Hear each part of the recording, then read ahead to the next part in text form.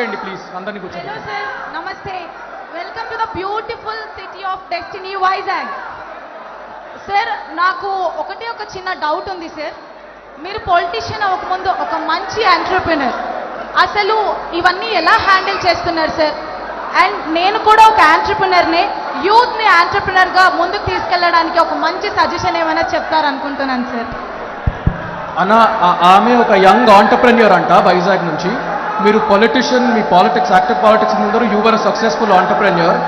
As a young entrepreneur, would you like to give her some advice or suggestions?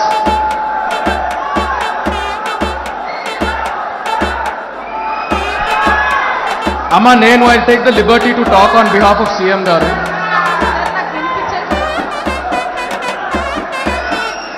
అన్న please, అన్న కూర్చోండి అన్న, please దయచేసి కూర్చోండి. I will take